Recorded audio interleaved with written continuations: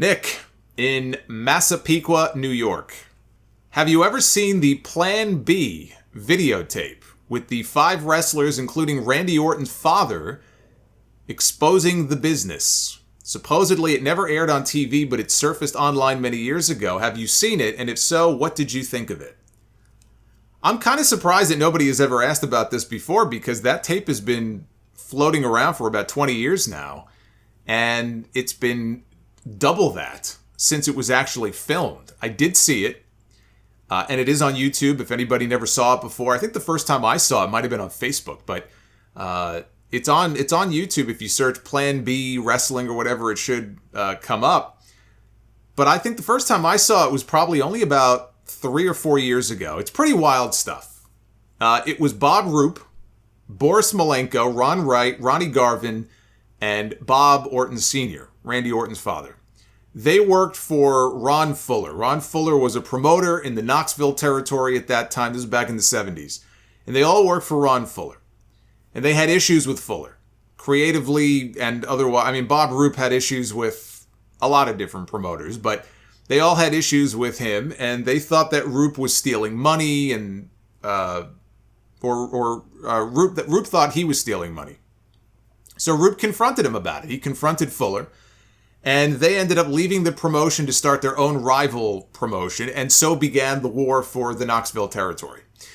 As part of this war, the 5 of them, one night, very late at night, recorded a video exposing the business, basically, and killing kayfabe. It's like the first shoot interview ever recorded.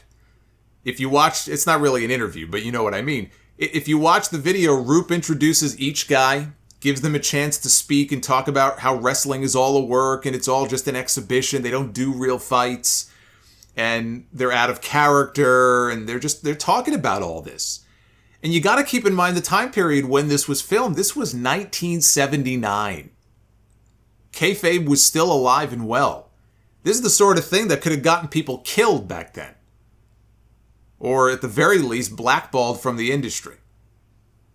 It was such a controversial thing when, Eddie Mansfield went on 2020 or whatever show it was many years later and he exposed the business. Or when Vince McMahon admitted that wrestling was just entertainment so that he wouldn't have to pay certain state taxes.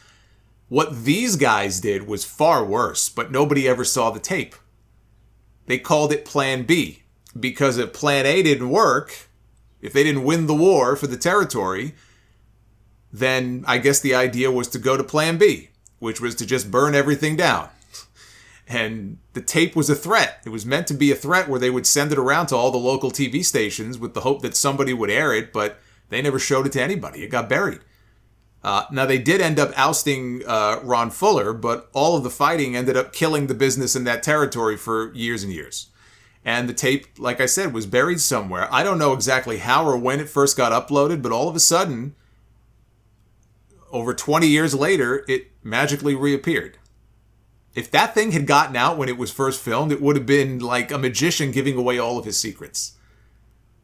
I'm sure there must have been promoters at the time who knew about the tape's existence or heard rumors about it, but it was never shared publicly, and they all continued to find work. Nobody was blacklisted, even though people knew about it. Nobody got blacklisted. Think about how different things may have been for Ron Garvin and Bob Orton. Orton was ringside for the first WrestleMania main event at Madison Square Garden. Ronnie Garvin went on to win the NWA World Championship. He beat Ric Flair. That tape gets out. I doubt either of those things happen. And yet today, nobody would think anything of it, right? If something like that happened today, it would be like, all right, who cares? The wrestlers themselves go on. They all have podcasts. They all expose the business anyway. It's just a sign of how things have changed. Like I think of the Montreal Screwjob and all the drama over the WWF title. Oh, we got to protect the title. We can't let him leave with the title and all this stuff. It's so silly now to look back on it like, what's the big deal? But back then, those things were taken a lot more seriously than they are today.